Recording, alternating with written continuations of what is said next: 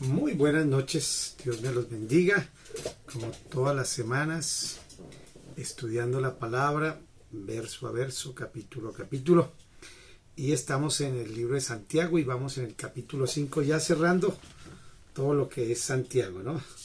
Santiago 1, Santiago 2, 3, 4 y el 5 es esta charla. Y hago un breve resumen para entender el contexto de Santiago. Santiago, hermano de Jesucristo y apóstol también, porque se convirtió en ese apóstol que lideraba la iglesia allá en Jerusalén. Él es una persona que es muy directa, prácticamente toma las características como de Joel o como el Sermón del Monte de Jesucristo, y es muy directo en cuanto a que debemos ser coherentes entre lo que decimos que somos y lo que hacemos. O sea que si yo digo ser algo, debo actuar como tal persona. En ese momento la iglesia estaba siendo muy perseguida fuertemente, pero adicional a la persecución y a las muertes que estaban ejecutando los cristianos se habían ido y estaban pasando mucha dificultad, pero el principal problema estaba en Jerusalén. El ataque después de la resurrección de Jesucristo, y cuando los discípulos no quisieron aceptar las condiciones de los sacerdotes, de los fariseos, ellos querían que ellos no volvieran a hablar de Jesús, los metían a las cárceles, todas estas cosas, pero especialmente comenzó a convertirse en mucha gente que tenía recursos, dinero, pero no quería colaborar. Y en Jerusalén especialmente había una necesidad fuerte, había hambre, había escasez. Y entonces Santiago escribe esta carta a toda la iglesia que estaba en ese momento y que estaba dispersa, como él la llama, las 12 tribus que están dispersas. Pero teniendo eso en cuenta, recuerden que hay necesidad, que hay escasez, que están siendo perseguidos, que la gente está convirtiéndose, pero no lo está tomando como en serio. Se están convirtiendo, pero no están aplicando la enseñanza correctamente. Entonces eso ocurre por hoy. También mucha gente se convierte al cristianismo por moda, porque es bonito, porque la música, porque sienten paz, cosas de esas, pero realmente no lo practican. Cuando alguien viene a que lo casemos, siempre le decimos, claro que sí, con mucho gusto, hay un proceso de entrenamiento, de cursos, para que conozcan realmente que un matrimonio cristiano debe ser cristiano. No se puede ser que la boda cristiana, pero la fiesta mundana. No puede ser que la fiesta, la ceremonia cristiana, pero que no vamos a hacer esto, sino que vamos a hacer aquello. No podemos. Nosotros no hacemos ese matrimonio porque tiene que ser coherente. Si usted va a una boda o una ceremonia judía, una boda judía, ellos no van a decir, ay, como viene el tal persona que es cristiano, entonces hagamos esto para él. No, ellos hacen su boda y la gente que va, pues se adapta a esa, va a ver cómo es una boda judía. Si usted va a una boda católica, usted va a ver cómo es una boda católica. Si usted va a una boda musulmán, pues usted va a ver cómo hacen allá en las bodas de los musulmanes. Si va a una boda hindú o una boda budista, ay, vea todo lo que hacen y qué toman, qué comen. Eso es lo que usted va. Pero cuando lo hacemos los cristianos, hacemos una parte cristiana, pero la otra es de cualquier cosa. No, tiene que ser todo, coherentes. Igualmente entonces Santiago nos exhorta a que no solamente nuestra forma de actuar, sino también en lo que tiene que ver con las ayudas a las personas. ¿Cómo debemos ayudar a las personas si realmente somos cristianos? Y todos los capítulos de Santiago tienen que ver con eso, con la persecución, la fe, la esperanza, y sobre todo tiene esas comparaciones, ¿no? La fe contra lo que no es fe, lo que es ayudar contra lo que no es ayudar, y todo siempre es contrastes, es exhortación tras exhortación. De los 5 capítulos, los 108 versículos, más de la mitad son mandatos, son ordenanzas. ¿Y para qué? ¿Para qué estas ordenanzas, para qué estos mandatos? Pues para que el cristiano, aparte de ser coherente, el enemigo no tenga argumentos para meterse en la salud, en las finanzas, en la familia, en el ministerio y en todas las cosas. O sea, estos mandatos son para bendición de la misma iglesia, del cristiano. Y cuando las cumple, cuando las hace, pues al enemigo le queda muy difícil meterse. Eso es básicamente lo que quería decirles. Voy a leerles en la versión internacional una partecita y continuamos. Dice el capítulo 5. Ahora escuchen, ustedes los ricos, habla a un sector. Recuerde que les dije que hay necesidad, hay hambre, la iglesia necesita, y entonces ahora ya exhortó a los que enseñaban, a los maestros, ya exhortó, ahora viene a exhortar a las personas que en la iglesia tienen recursos, riqueza. Lloren a gritos por la calamidad que se les viene encima. Se ha podrido su riqueza y sus ropas están comidas por la polilla. Se han oxidado su oro y su plata. Ese óxido dará testimonio contra ustedes y consumirá como fuego sus cuerpos. Han amontonado riquezas y eso que estamos en los últimos tiempos. Oigan, cómo claman contra ustedes el salario no pagado a los obreros que les trabajaron sus campos. El clamor de esos trabajadores ha llegado a oídos del Señor Todopoderoso. Ustedes han llevado en este mundo una vida de lujo y de placer desenfrenado. Lo que ha hecho es engordar para el día de la matanza. Han condenado y matado al justo sin que él les ofreciera resistencia. Y luego viene la parte del versículo 7 en adelante. Por tanto, hermanos, tengan paciencia hasta la venida del Señor. Miren cómo espera el agricultor a que la tierra dé su precioso fruto y con qué paciencia aguarda la temporada de lluvia. Así también ustedes manténganse firmes y aguarden con paciencia la venida del Señor, que ya se acerca. No se quejen unos a otros, hermanos, para que no sean juzgados. El juez ya está a la puerta. Hermanos, tomen como ejemplo el sufrimiento y de paciencia de los profetas que hablaron en nombre del Señor. En verdad, consideramos dichosos a los que perseveran en la fe. Tremendo, ¿no? Y aquí ya viene la otra parte y viene como la oración de fe que puede ayudar a muchos y a los enfermos. ¿Ok? Gracias, Padre. Queremos tener un tiempo de profundidad, de exponer esta palabra, interpretarla de manera expositiva para crecer más, entender más y ponerla en práctica, Señor. Por tu gracia y por tu amor. Gracias. Amén. Muy bien. Ahora sí. Entonces ya vamos a comenzar con la Reina Valera. Ya la leímos en esa versión. Ahora en la Reina Valera. Vamos ahora, ricos, llorad y aullad por las miserias que os vendrán. Vuestras riquezas están podridas. Y ahí comienza toda la parte de lo que hablamos en la otra versión. Pero aquí está en la Reina Valera. Entonces ahora hay una advertencia. Vamos ahora. Santiago ha desarrollado la idea de una necesidad completa, de una necesidad de completa dependencia de Dios, no de las riquezas, no de un ministerio, no de un nombre, no de un apellido. Entonces ahora empieza a exhortar o a reprender a aquellos que en su mayoría viven como dependiendo de la riqueza. Recuerde que el Señor Jesús dijo que donde está tu corazón, allí está la riqueza.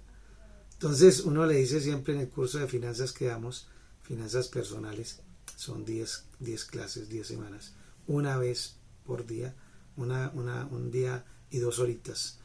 Y hablamos de que donde está tu tesoro, allí está tu corazón, es lo que dice la palabra de Dios. ¿Y qué pasa? Usted revisa cuánto tiempo y a qué lo dedica. Haga un cuadrito en una semana de domingo a domingo, lunes, a qué lo dedica, martes, miércoles, jueves. Y a lo que más le dedica tiempo, pues allí está su corazón. Eso es así. La otra es mirar sus compras, mire su tarjeta de crédito, mire sus recibos y se va a dar cuenta dónde está su corazón. Ahí, esa es la forma, porque donde está tu tesoro, allí está donde tú más gastas tiempo, recursos y todo. Entonces, la exhortación no es porque las personas sean ricas o pobres. Los pobres y los ricos son igualmente personas salvas por Dios. El problema es que el rico, recuerda que ya exhortó al pobre antes, el rico aquí se está refiriendo al rico que no está pensando en ayudar a los pobres. Recuerda que qué pasa, dice él, si tú ves a tu hermano que tiene necesidad y tú dices, yo tengo fe, pero no es capaz de ayudarlo, pues tu fe es mentirosa, es vana, no sirve. Eso es lo que está diciendo en los capítulos anteriores. Ahora acá viene de una forma más directa y le habla a las personas que tienen riqueza en general. Pero recuerde que a nosotros no nos interesa si le habla al mundo, nos interesa es qué le dice a la iglesia. Y en la iglesia Dios anhela que haya personas ricas y pobres.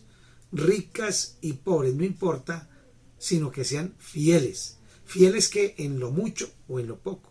Y la fidelidad es lo que valora Dios y es lo que Santiago está diciendo. No importa si usted tiene poco o tiene mucho, sea fiel con lo poco o sea fiel con lo mucho.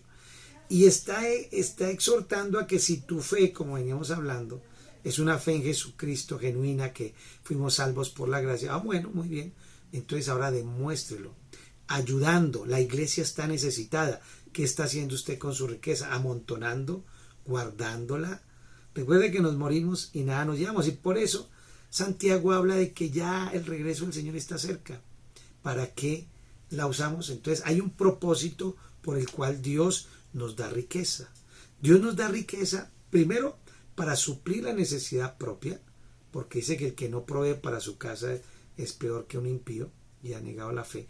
Pero después de eso, cuando ya llenamos nuestra necesidad, ¿cierto? Comida, techo, vestido, todo. Ahora lo que queda debemos usarlo para el reino de los cielos.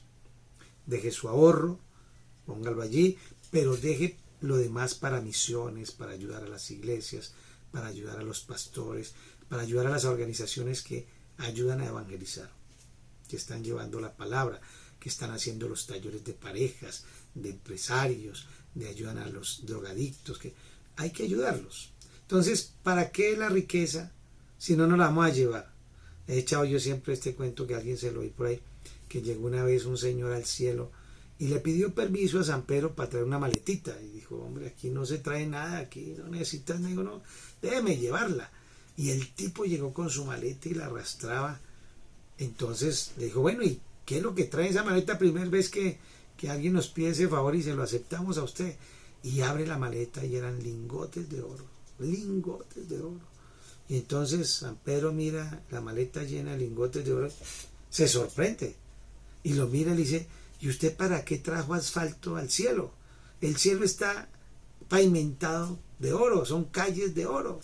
¿Para qué trajo asfalto aquí para el cielo? En la tierra eso es valioso, en el cielo no tiene ningún valor. Entonces, a lo que vamos ahora es tener en cuenta que la exhortación no es a los ricos que retienen y que son tacañones, así de fácil, ¿no? Y los exhorta fuerte, por eso les dice, lloren y aúllen, o sea, sufran, van a sufrir. ¿Por qué?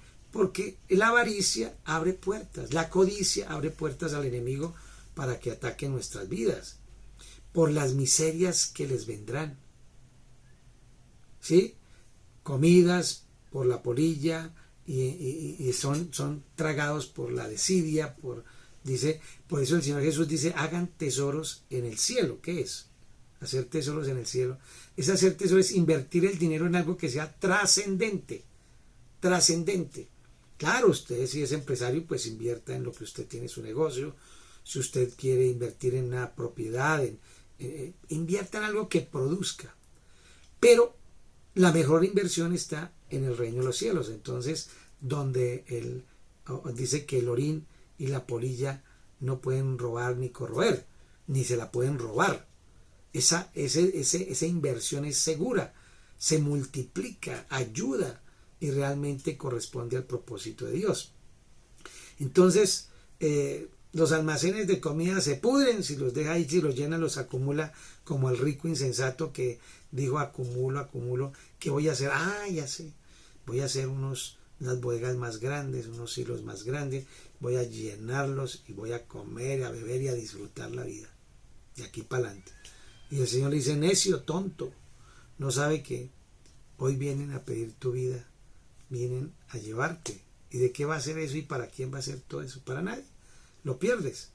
Entonces, la vida no consiste solamente en comida y bebida y en disfrute. La vida consiste en tener un propósito. Y el propósito es ayudar a los demás, servir y en especial a los hermanos de la fe. Eso es, y especialmente a los que están enseñando y ayudando. Y luego viene esos pecados de los ricos que son condenados. Por eso, mire a qué rico les habla. No es al rico que es generoso, al que ayuda, al que no. Mire a los que está exhortando. He aquí clama el jornal de los obreros. He aquí clama el obrero, el asalariado, a ese rico, que han cosechado la tierra que él tiene, el cual por engaño no les ha sido pagado por vosotros.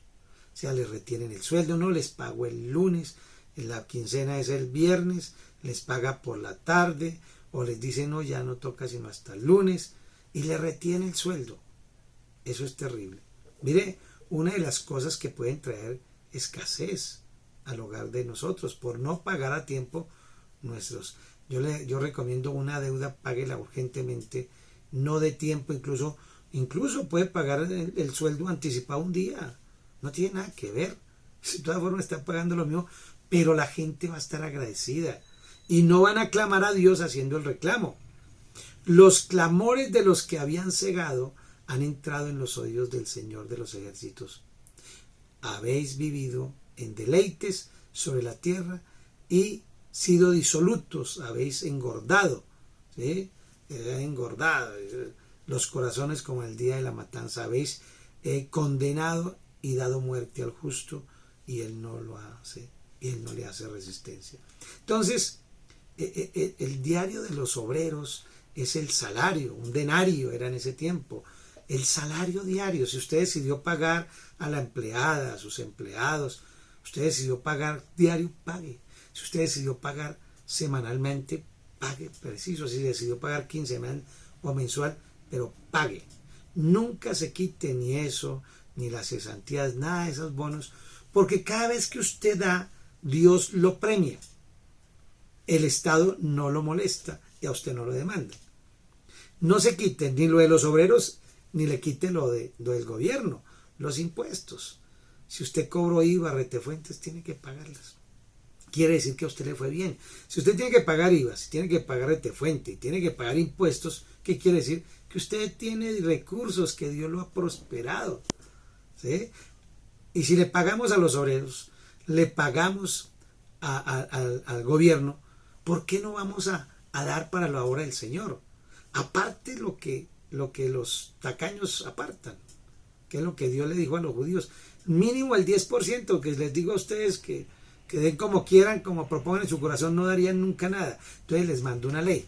A nosotros, los que estamos bajo la ley de la gracia, del amor, nosotros no estamos obligados, pero nuestra obligación es de amor.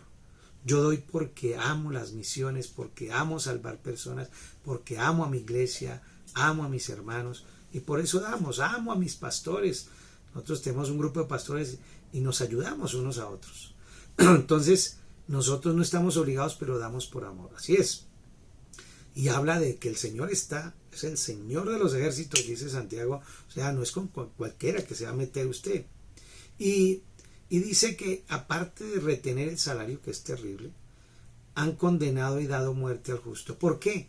Porque una persona, en ese tiempo, que está hablando, en el contexto que está hablando Santiago, en ese tiempo la gente, si no tenía, no comía y se moría. O sea, vivía atrasado en todo. No había que, yo tengo un ahorrito, nada. Lo poquito que entraba se gastaba. Entonces era para comida, para vestido. Y si no entraba, muy seguramente pasaban hambre y morían. Entonces, dando muerte al justo. ¿Justo por qué? Porque había trabajado justamente y merecía su recompensa. Y ellos pues no ponían resistencia porque al rico no se le ponía resistencia. Entonces eso es terrible. Si usted es empresario, vea, use este principio, pague anticipado, pague un poquito antes, pague un poquito más de lo que todo el mundo paga, pague más. No sea tan igual al mundo, sino cuál es la diferencia entre nosotros y el mundo. Muy a menudo los que son pobres y no tienen poder en este mundo están muy limitados en los recursos. Pero no solamente en esa época, en esta época pasa eso, ¿no? Entonces dice acá, hay un llamado a la paciencia, a la luz del juicio venidero. Si usted no tiene temor, piense en lo que vendrá. El Señor Jesús viene pronto. Por tanto, hermanos, tuvieron paciencia hasta la venida del Señor.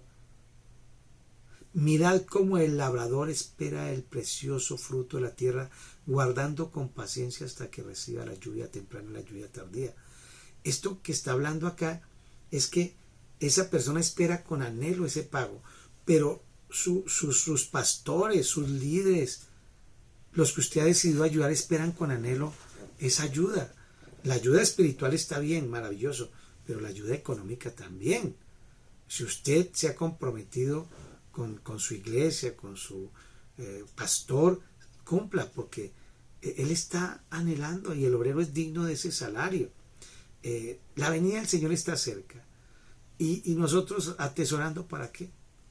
Tenemos que invertir en algo que se multiplique para vivir tranquilamente y poder ayudar entonces a la iglesia. Tengan paciencia, tengamos paciencia. Aparte de esto, toda esta situación, el labrador está esperando, porque él labra, mete la semillita y espera. Ya el Señor viene pronto, él está esperando que venga. Pero así es de que también da una mirada de cómo ese labrador aguarda con paciencia que venga el fruto. Nosotros aguardamos con paciencia que venga el Señor y aguardamos con paciencia también la respuesta en el área financiera, que la respuesta en el área de la salud y en el área financiera. Hay mucha gente que verdad sabemos por qué estamos mal económicamente. Muchas veces no hemos perdonado, muchas veces no hemos pagado, no hemos honrado nuestras deudas. Uno tiene deudas y hay que honrarlas. La deuda es la herramienta de Satanás para empobrecernos. Entonces, usted puede tener deudas, claro que sí. Y ojalá si son deudas de inversión, porque van produciendo y va pagando. Lo que no hay que tener es deudas que usted no pueda pagar. Deudas para pagar otras deudas o deudas para hacer cosas que no producen. ¿Sí? Las cosas que no producen, como paseos, fiestas, reuniones, son de ahorros, no puede ser de préstamos. Y si usted toma un préstamo, no importa si es chiquito o grande, hónrelo. Honrar es darle valor. ¿Y qué pasa? Pague a tiempo, pague a tiempo. Vea, como la viuda. Recuerda que el Señor, ella era una viuda esposa de un profeta y se murió y quedó en la mala.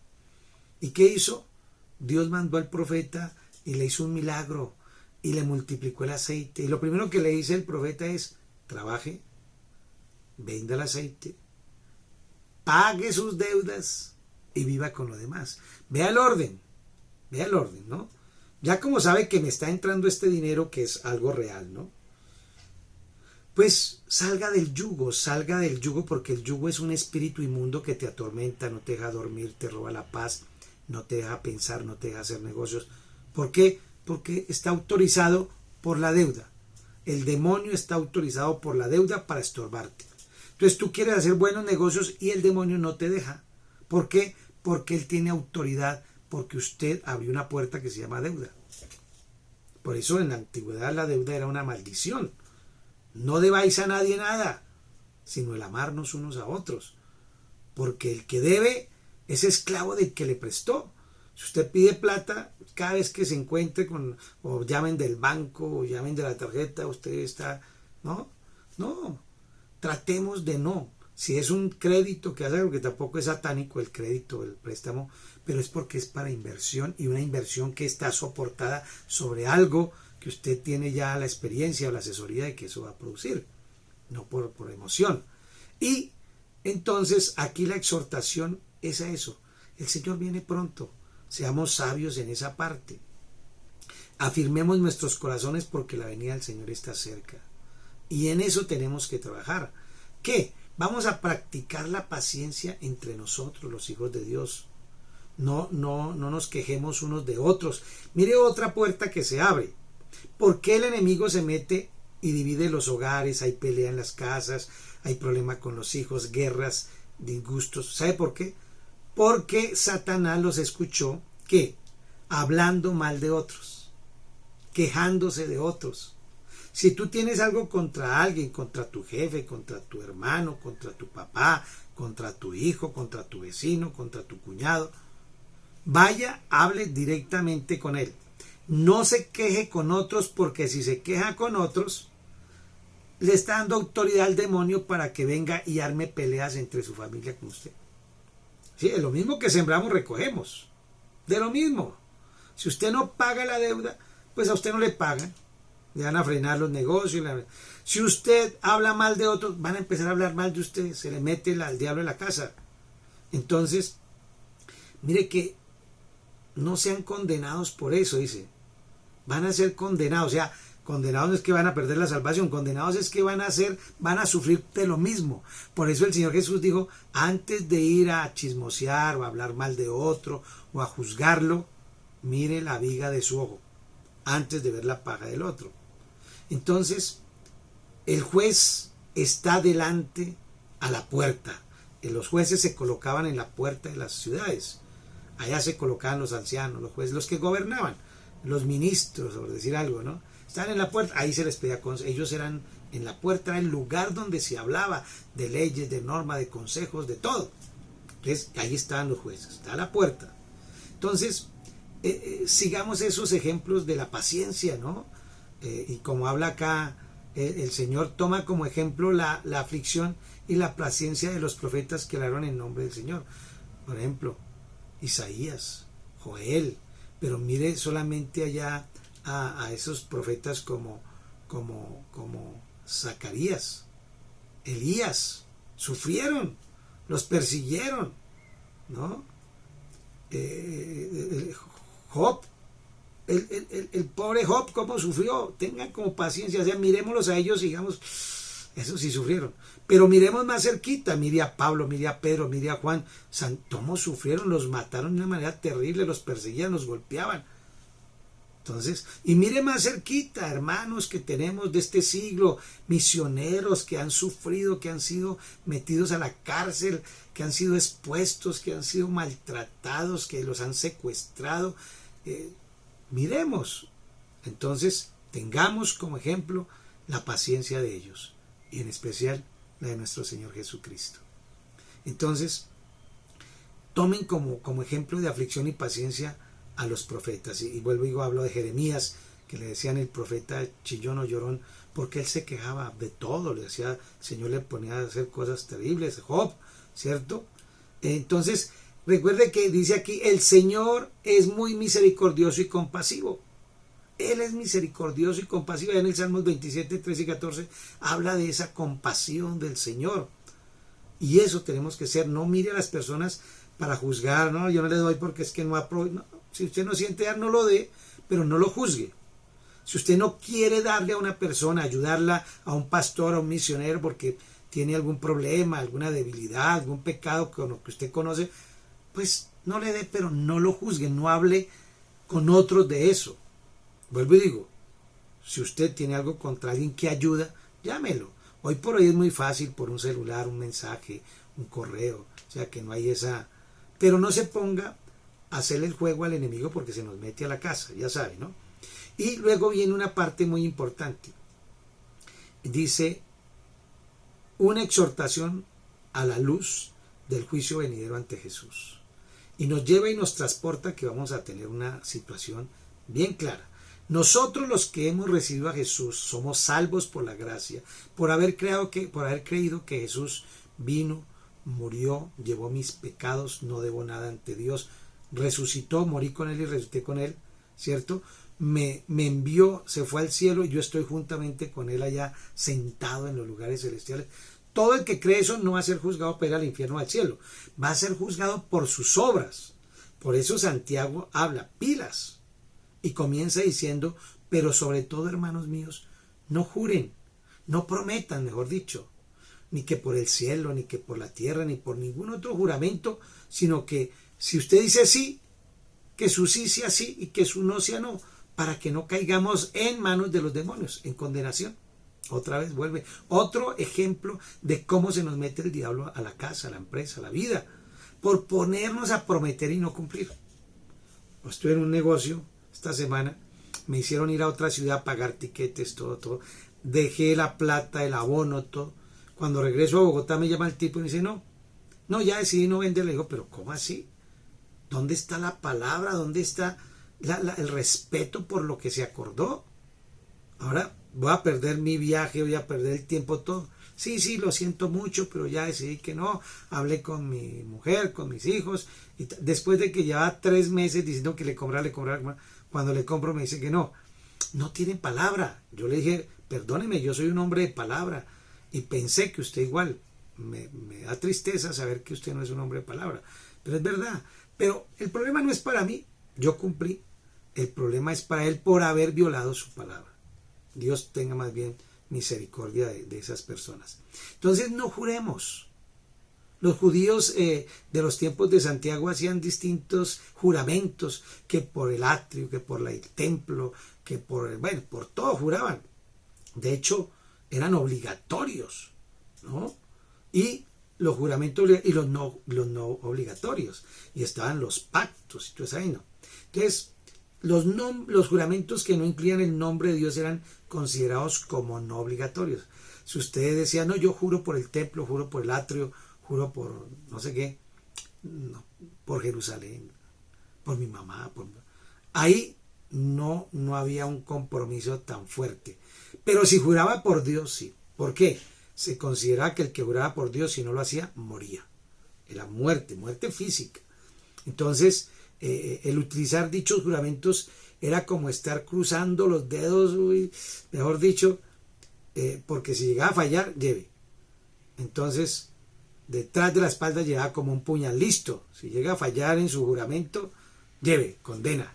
Entonces Pablo los lleva porque habla de que no juremos ni por el cielo ni por la tierra, porque en ese momento eran lo más grande que había, ¿no? Y ni por ningún otro juramento. Jesús exhortó allá a la gente diciendo, ustedes juran por el templo, no saben que el que hizo el templo es mayor que el templo y así. No. Jesús, Dios mismo, dijo que no habiendo otro por quien más jurar, juró por él mismo, o juró por los cielos, porque no hay nadie más alto para jurar, queriendo decirles, hombres y mujeres, yo no miento, no me arrepiento, yo cuando digo algo lo cumplo, yo no soy hombre para mentir, ni hijo de hombre para no cumplir. Eso es. Entonces no juremos ni por el cielo ni por la tierra, que tú sí sea así. Vea, si usted va a hacer algo, a mí me molesta cuando alguien me dice, pastor, lo que quiera, lo que necesite, cuando quiera, hábleme. No, a mí me da pena ir a pedirle, no. Más bien, si usted es de esos que dice, para las que sea, dígame, pues más bien usted sin que le digan, llévele una ofrenda, invítele a almorzar, invite a la persona que usted quiere ayudar. No se ponga a decir, no, cuando necesite. No, antes de que lo necesite usted vaya. ¿Qué puedo hacer? ¿Dónde voy? ¿A dónde lo recojo? Pero cuando lo necesita, ay, no puedo, disculpen, no, estoy ocupado, a carreta. Entonces no me ponga a decir eso. Yo cometía este error cada rato que les decía, no, hermano, voy a orar por eso. Y a mí se me olvidaba. Hoy por hoy trato de apenas digo voy a orar, cuelgo y oro inmediatamente porque pues son muchas personas, no voy a ponerme ahí a guardar y lo hago rápido porque yo no voy a dañar la promesa, voy a orar por eso. Y me carga el Señor, me redarguye cuando he prometido orar por alguien y no lo he hecho. Diga, ay, yo no he orado. Entonces, de una vez, busco el lugar rápido, voy, digo, Señor, mira, me echo mensaje, por favor, oren por esto. Y hay veces digo, ni lo miro porque le llega, ay, que se perdió tal persona, que un hermano está enfermo. No lo conozco, ni mucho menos. Pero bueno, venga rápido. Entonces, Señor, leo el nombre, Señor, por Juan Carlos, que está mal, está en la clínica, oro, no lo conozco. Señor, me lo mandaron acá, ayúdalo, Padre. Bueno, ya, porque dicen, oren por este hermano, entonces yo lo hago. Traten de no comprometerse en oraciones. Otra cosa que yo fallaba era, no, yo le ayudo con un puestico, vaya, y se me olvidaba. Me mandaban la hoja de vida y yo, ay, No, ya no. Ahora cojo, tomo ese nombre, lo resumo y se lo mando a 4 o 5 empresarios, por lo menos en eso le ayudé a cumplir, ¿ok? Entonces, para que no caigas en condenación, esa falta de jurar o de prometer trae consecuencias de condenación. Y vuelvo a decir, condenación no es que lo condenen para ir al infierno, lo condenan para atormentarlo. Porque entonces la gente le va a incumplir, usted no le va a salir ningún negocio, no van a cumplirle las promesas. Y usted dice, pero ¿por qué? ¿Por qué? Pues ¿por qué? Porque lo que sembramos, recibimos. Entonces esta exhortación para los cristianos se cuiden el uno del otro. Viene esa parte, ¿no? Esa como cuarta parte acá. Entonces, vamos a ver cómo satisfacemos las necesidades de los que se levantan entre nosotros los cristianos. Entonces, ¿hay alguno entre vosotros afligido? Vea, la primera, está hablando entre vosotros la iglesia, la iglesia. Ahora, si usted lo quiere llevar a su familia, maravilloso también. Lo quiere llevar al ámbito de la empresa, también. O a la parte que usted se mueva, está bien. Pero aquí se refiere a nosotros como iglesia. Y espero que usted pertenezca a una congregación. No sea de los que dicen que usted no necesita ir a una congregación porque Dios está en todo lado. Eso se llama falta de humildad y falta de sujeción. Eso es también una oportunidad para que el diablo te ataque. Porque el Señor dijo, no tengan por costumbre no congregarse como los de allá. Sino ustedes sí congréguense, porque ustedes son un cuerpo, pertenecen a una sola cabeza. Y el cuerpo no puede estar la mano por allá, el ojo por allá, no. Como algunos tienen por costumbre. ¿Por qué? Porque el enemigo los ataca, no por otra cosa. Dios, los mandatos de Dios en la Biblia no es por odio, es para que nos vaya bien. Todo mandato es para que nos vaya bien. Entonces pregunta, ¿hay alguien afligido? ¿Qué es afligido? Pues que está sufriendo, que está siendo lacerado en su alma por ataques, por acoso, por envidia, porque está en deudas, porque está con depresión, porque está solo, porque está con miedo, porque lo van a abandonar, está afligido. Pues haga oración. Entonces, ¿hay alguno entre ustedes que ahorita está afligido? Haga oración. Haga oración. ¿Y cuál es la oración? Señor, tú eres mi fortaleza, tú no mientes, tú cumples, tú eres fiel, Señor, levántame, quítame este dolor, esta tristeza, este miedo, lo que sea. Haga oración. Ahora dice, ¿hay alguien alegre? ¡Wow! ¿Hay alguien alegre en la iglesia? Hola, y se encuentra en la iglesia, hay uno allá afligido. Entonces usted ve, entra a la iglesia y ve a alguien allá que está así caribajo. ¿Qué hay que hacer? Vaya y ore con él. Hay alguien que está alegre, hola hermanito, eso se sonríe por todo. Pues, hermano, venga, alabado sea el Señor, canten alabanzas. Júntense para cantar alabanzas. ¿Hay alguno enfermo entre ustedes? ¿Hay algún enfermo? Ah, bueno, ¿de la iglesia hay alguien enfermo? Pues llamen o manden un WhatsApp al grupo de la iglesia, a los ancianos, y oren por él. Vea que la oración es la respuesta aquí para todo. Ore por el que está afligido, enfermo, lo que sea. Ore por el que está, canten con el que está alegre. Vuelvan a orar por el que está enfermo. Y oren por él. ¿Y qué le agrega aquí el Espíritu Santo a esta oración? Primero, sométase a la autoridad. ¿Quién es la autoridad? Los ancianos de la iglesia. Entonces, usted cuando vea a alguien enfermo, claro, cualquiera puede orar. Pero, si no hay nadie... Ahora, pero si hay ancianos, llame a los ancianos de la iglesia. Dígale, vea hermanito, anciano no es por lo viejo, anciano es porque tiene la experiencia, trabaja, es fiel a la iglesia, llámelo. Y dice, únjanle en aceite en el nombre del Señor. Tomen el aceite y únjanle. El aceite era usado como remedio en toda la época de la Biblia. El aceite era para el dolor de cabeza, para las tronchaduras, para todo. Y el aceite tomó luego la tipificación de que es unción. Unción es untar. Y unción viene de lo que es el Espíritu Santo que nos unge. Entonces el aceite tipifica que el Espíritu Santo está presente. No es que el aceite tenga poder. No. Y si no hay aceite, entonces dejamos morir al paciente. No, tome un poquito de agua, un poquito de yo hay veces digo, tráigame aceite de la cocina, a mí no me interesa. Simplemente yo estoy tratando de seguir una recomendación, porque el Señor lo puede sanar sin aceite, lo puede sanar solamente. Lo que importante aquí es que en el nombre del Señor. Recuerden cuando él dijo, vayan, estas señales van a seguirlos. En mi nombre, o sea, en lo que yo soy, en lo que yo hice, en lo que yo represento, echarán fuera demonios, sanarán enfermos. Es eso. Ahora, el aceite lo usamos más como una forma de tipificar de que hay unidad, de que el Espíritu Santo está en este tiempo, en este momento, en la oración, pero no porque el aceite, no van a ponerse a ungir aceites y a consagrarlos y el agua bendita y el aceite bendito de Jerusalén, nada de eso, nada de eso, cuidadito caen en ese fetichismo, eso sí es peligrosísimo y Satanás ahí se haría cosas terribles. Y luego, ¿qué dice? Ese afligido, el que esté alegre, cante, el que esté afligido, el que esté triste, pues oren con él. Y el enfermo, ¿qué hay que hacer? Pero llamando a quienes, a la autoridad. Por eso es que, vuelvo y digo, el que dice, no, yo no necesito ir a la iglesia, ¿para qué? Está grave, ya el enemigo lo tiene más azotado que quién sabe qué. Es orgulloso, es altivo, debe ser una persona que tuvo algún problema con algún pastor, alguna iglesia. Es eso, no ha podido perdonar, no es más. Ahora muy bien, dice, ungiéndole.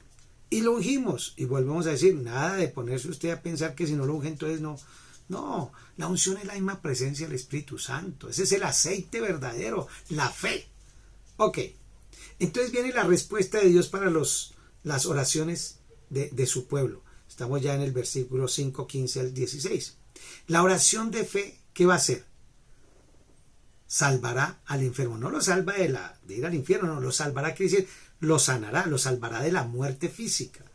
Y el Señor lo va a levantar. Y si hubiere cometido pecados, le serán perdonados. Confesad vuestras ofensas unos a otros y orad unos por otros para que estén sanados. La oración eficaz del justo puede mucho. Entonces, la oración de fe salvará al enfermo. La oración de fe, ¿qué es? Que nosotros ponemos fe, o el enfermo tiene fe, o cualquiera tiene fe y suficiente para Dios sanarlo. Eso es lo que debemos hacer. Es una oración de fe. Recuerden que en los versículos anteriores capítulos, Santiago dice que sin fe, el que no tiene fe, el que duda, pues no espere que va a recibir nada. Entonces, algunos han interpretado la idea detrás de la salvación, es que por eso está enfermo, porque eso, y por eso va a perder la salvación. No, nunca jamás perdería la salvación. La salvación no se pierde, está asegurada no en nosotros, sino en Cristo. Entonces, aquí es la referencia a los pecados de ser perdonados, es una señal a la idea de que Dios le perdonó las consecuencias, ¿cierto? Esa es la sanidad, las consecuencias de eso que si peco, no es que toda enfermedad sea por pecado, ¿no? Ahora, en el sentido general sí por el pecado de Adán y Eva y la caída del hombre, pero no por el pecado de él, es por el pecado de la naturaleza, de todo el mundo. Pero puede haber pecado a la persona, claro, entonces se le perdonan sus consecuencias. ¿Por qué no podemos ponerla en que perderá la salvación? O que el Señor se va a poner bravo con él. Porque el Señor ya prometió que todos los pecados de esa persona que se enfermó fueron llevados a la cruz. El sacrificio que hizo Jesús en la cruz fue suficiente para él y para todos. Entonces no está hablando de ese perdón de la salvación, está hablando de las consecuencias que va a recibir. Y en ese contexto no excluye la sanidad física como una respuesta a la oración, aunque al parecer él tenía en mente algo más amplio que solamente una sanidad física. Él tenía más allá, debemos orar por otros en fe, esperando que Dios los sane y luego dejar el asunto en las manos de Dios. ¿Por qué? Porque si no se sanó, pues más problema. El Señor sabrá, y Él tiene la capacidad y Él tiene la ciencia, el conocimiento de por qué no lo hace, o lo hace después, o lo hace en el camino, o lo que sea. Nosotros, nuestra convicción es orar en fe. El Señor hizo ya algo. Puede que a lo mejor la parte física no se mejora inmediatamente, se va a ir mejorando, pero se mejora su alma y descansa. Casi siempre la enfermedad, no siempre, pero muchas veces la enfermedad está por causa de una angustia que tengo, un miedo, un susto, tristeza. Y eso se va cuando oran por mí, porque ya sé que Jesús es fiel conmigo. ¿Ok? Entonces, tengamos claridad en eso. No se trata de la oración de fe que nos han enseñado, que haga la oración de fe para que se salve. No. Esto es otra cosa. La oración de fe, que han llamado así, que no hay esa oración de fe, simplemente hay la oración de reconocer que soy pecador y recibir a Jesús. Le han llamado oración de fe, pero no, esta no se refiere a eso. Confiesen sus ofensas unos a otros y orad unos por otros para que seáis sanados. Mire, otra cosa por la que la enfermedad no se va. Cuando hemos guardado el pecado y no lo hemos confesado. ¿Pero a quién? Primero a Dios. Ir arrepentidos, ¿no? Arrepentidos, que ya Dios nos perdonó, pero vamos arrepentidos. Segundo, si usted falló contra su hijo, ¿para qué le pide perdón a Dios y no a su hijo? Vaya donde su hijo, primero a Dios y luego donde su hijo, pidió perdón. Si usted pecó contra sus padres, pues sí, muy maravilloso, pero vaya y confiésele a sus padres. Si usted falló contra su cónyuge, más fácil ir donde el Señor. Y de hecho debo ir donde el Señor, pero para que me diga cómo pedirle perdón a mi cónyuge. Es eso. Confiese sus pecados unos a otros. No es que usted vaya donde un sacerdote o de donde un pastor o un líder de intercesión a confesarle pecados. Eso no es bíblico. No es bíblico, oye, para que lo sepa. Y mucho menos confesar detalles del pecado. No, eso es del diablo. Perdóneme que le diga así. El que tiene comezón allá para escuchar el chisme quiere que usted le cuente los detalles, pero no es de Dios. Porque después el diablo se va a aprovechar de eso y le va a hacer la vida imposible. No, Dios es nuestro mediador, Jesús es nuestro mediador, Él es el que nos perdonó ya. Si usted va ante el Señor, va a ser arrepentido, y si usted va ante su cónyuge porque le falló, usted va arrepentido ante su cónyuge y le pide perdón por el daño ocasionado por la falla, lo que haya sido. Pero es ante la persona que usted pecó. Por eso el Señor dijo, si traes tus diezmos y ofrendas al alfolí, a la iglesia, y encuentra que hay un hermano tiene algo contra ti, deja tu ofrenda ahí, no dice llévesela ahí, vaya y reconcíliese primero, o sea, vaya y confiese su pecado, reconcíliese, y ahí sí su ofrenda tiene aceptación ante Dios. Si usted la lleva, entonces serían dos pecados, robar al Señor y aparte de eso, la ofensa. Entonces, unos a otros, vuelvo y digo, no se refiere a que usted consiga un sacerdote, un pastor, un líder para ir allá a confesarse ante él. Eso no es bíblico. Por lo menos no lo encuentro yo a nadie que vaya donde Pablo a confesarle los pecados, ni donde Juan, ni nada. No, uno va ante el Señor. Cuando Él murió, llevó todos los pecados y te perdonó. Se rasgó el velo y tú puedes entrar ahora directamente a donde el Padre a contarle.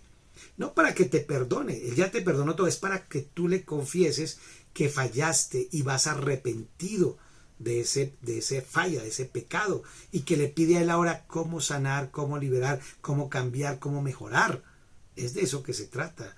La confesión es ante Dios, no ante los hombres. Ojo, que si nos pasa, ¿cierto? Tenemos ese problema. Ahora, queda claro que la confesión no es ante hombres, ni ante objetos, es ante Dios Padre. Y si usted quiere que alguien le dé una consejería, usted le puede comentar para que lo oriente cómo hacer, cómo orar, pero nunca jamás cuente los detalles de su falla, de su pecado, porque eso es muy peligroso, ¿ok? Entonces, eso es cuando dice unos a otros. Usted ofendió a su hermano en la iglesia, pues tiene que ir donde él y pedirle perdón a él. Ofendió a su papá, vaya donde su papá. Si ofendió a usted mismo, pídase perdón. Si ofendió al Espíritu Santo, vayan del Espíritu Santo. ¿Entienden? Esa es la idea. Entonces, la raíz de confesaos, literalmente, es decir la misma cosa. Confesar es decir lo mismo. Por lo tanto, significa que se confiesa el pecado, el cual estamos de acuerdo e identificado, y ya sabemos de qué se trata. De eso se trata. Y la oración del justo puede mucho. La oración del justo por dos razones. La oración del justo es porque ya nosotros fuimos justificados y no debemos nada ante Dios. Todo el que ha recibido a Jesús, todo el que ha confesado que Jesús es su Señor y su Salvador, es justo. Esa es la justificación. Justificados por fe, tenemos entrada ante el Señor. Entonces, la oración de que del justo, de los ancianos son justos, usted es justo, yo soy justo. ¿Por qué? Porque recibimos a Jesús, ya somos justificados. Entonces, esa oración de ese justo puede mucho. Y puede ayudarle, es eficaz. Santiago habla de la naturaleza eficaz, ¿no? Cuando es eficaz y es ofrecida por el justo. El justo por la fe vivirá. Todos los que somos justos vivimos por la fe. Y esa oración es eficaz. O sea, llega al lugar, llega al sitio, va directo al trono de Dios. ¿Cierto? Esa es la idea. Esto no es porque debemos persuadir emocionalmente a Dios para que lo haga. No, es eficaz. ¿Por qué? Porque Jesús ya lo hizo por mí. Él ya pagó por mí. Él es santo por mí. Él es puro por mí. No es por mí, es por lo que hizo Jesús. La oración del justo es la oración en Cristo. Estamos en Cristo. Es como si Cristo hiciera la oración. Porque Él es el justo. No hay nadie más justo que Él. Nosotros hemos sido justificados. El justo solamente hay uno y se llama Jesús. Eso es clave que lo entendamos. Esa oración ofrecida de un hombre que ha sido justificado al justo que es Jesús trae sanidad, trae liberación. Y luego entonces decir, mire, no se preocupen ustedes, ay, pero yo justo, yo no, yo hasta palabras se me salen. Pues mire, ahora Santiago le va a dar un ejemplo de que aunque nosotros no seamos tan perfectos, porque no somos perfectos, fallamos, pecamos, el justo es Jesús, el que no peca es Jesús, el que es santo es Jesús, pero Él lo hizo por mí y yo estoy metido en Él. Haga de cuenta que Jesús somos una pildorita y Él nos comió, estamos dentro de Jesús, entonces estamos ahí. Todo lo que le pasa a Jesús me debe pasar a mí. Si Él está bien, yo estoy bien. Si Él está en el cielo, yo estoy en el cielo. Si Él es sano, yo debo estar sano. Porque yo estoy en Cristo Jesús. Y tú estás en Cristo. Por lo tanto, no te afanes. Si fallas, falla tu naturaleza carnal, humana. Elías era hombre sujeto a pasiones, deseos, semejantes a las que tú y yo tenemos. Pero ¿qué hizo él a pesar de que tenía esas debilidades? Oró fervientemente para que no lloviera. Y no llovió sobre la tierra por 3 años y 6 meses. Y otra vez oró. Y el cielo soltó la lluvia sobre la tierra y produjo fruto. Entonces, si Elías, que es igual a ti y a mí, que tiene problemas con su expresión, su palabra, pensamientos, actitudes, pero oró fervientemente, el Señor lo escuchó. ¿Cuánto más a ti y a mí, que el Señor Jesús ya te perdonó y nos metió en Él y estamos en Él? ¿Cuánto más no nos va a escuchar? Entonces, esa es la oración ferviente, la oración que puede ayudar. Ayuda a un hermano que se ha apartado.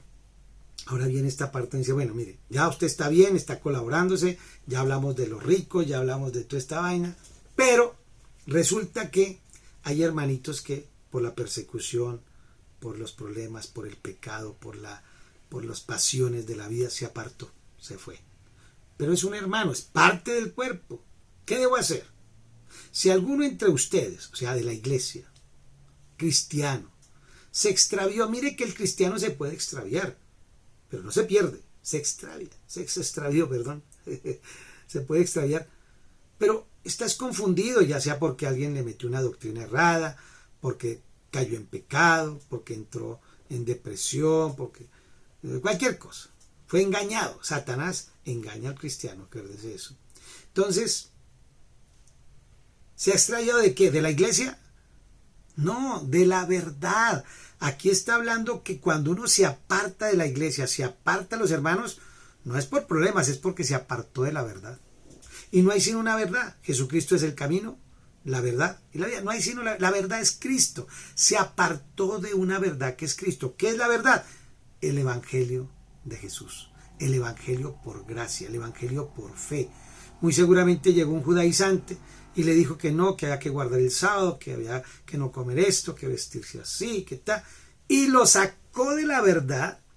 Por eso Pablo dice, si alguien les predica un evangelio, y refiriéndose a los judaizantes, está diciéndolo, y que les hacen practicar que la circuncisión, que tienen que, no, Dios, si alguien les practica un evangelio así, el tal sea maldito.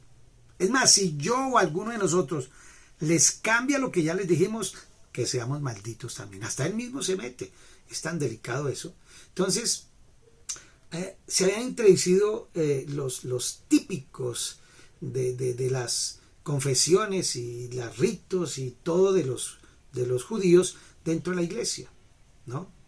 Entonces se extravían, se fueron, se volvían al judaísmo, se volvían a practicar los ritos, los sacrificios y todo, porque en ese momento todavía estaba el templo.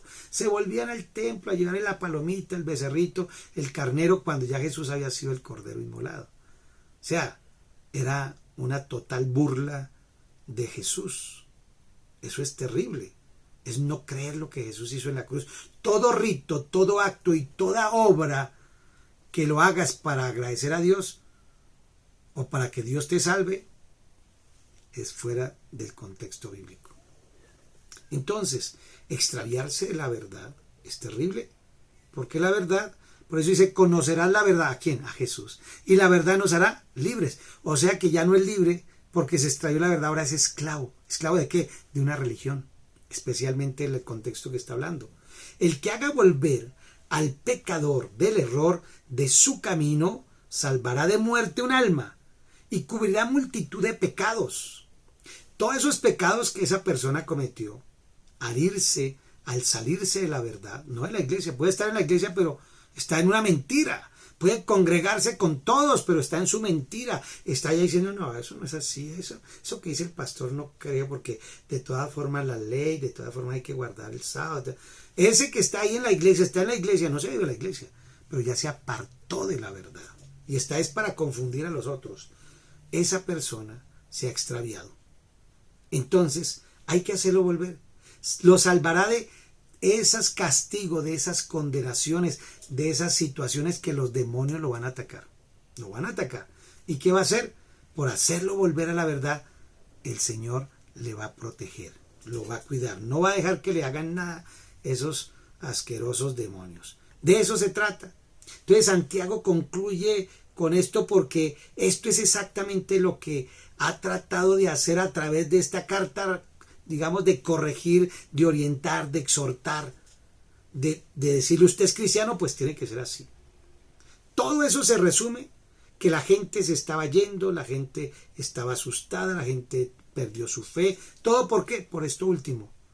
Se estaban apartando de la verdad, a doctrinas judaizantes en ese tiempo, ¿cierto? Entonces era el gnosticismo, el no sé qué, y mezclaban todo eso con el cristianismo, y entonces aquí Santiago termina hablando así de fuerte, pero hay que hacerlos volver. ¿Por qué? Porque si lo hacemos volver, entonces Él ha salvado de muerte un alma, y habrá cubierto que todas las consecuencias de los pecados que Él tenía. Al exigirle que no solamente escuchen la palabra, sino que la practiquen, ese es todo el contexto de Santiago. Escuche y practique, porque el que escucha y no practica construyó su casa sobre la arena. Debido a que una fe viva tendrá sus pruebas, tendrá sus dificultades, pero nunca se apartará del Señor. Que la gracia de mi Señor, que la paz de mi Señor, que la revelación de este Evangelio de Santiago, de esta carta de Santiago, nos transforme, se vuelva rema en nuestras vidas. Vea, yo le invito a que lo lea otra vez y subraye todos los mandamientos que el Espíritu Santo nos da en Santiago. Trate de sacarlos aparte, escríbalos, memorícelos y trate de practicarlos a diario. Su vida será una vida llena de éxito total, porque esta carta es la herramienta más poderosa que yo veo, toda, pero esta la veo muy práctica. Es que Santiago es práctico, es directo, no se pone con cosas, ¿cierto? Es así, tun tun, al pan pan y al vino vino, como se dice. Entonces, a mí esta carta, cuando yo la leí, recién convertido, fue el único libro que entendí, era muy claro, muy directo, y me gustó mucho por eso. Así que yo lo recomiendo siempre leer. Mis amados, nada es imposible para Dios. Dios es fiel y no miente. Y cuando usted haga una promesa, cúmplala. Y si no, mejor no haga promesas.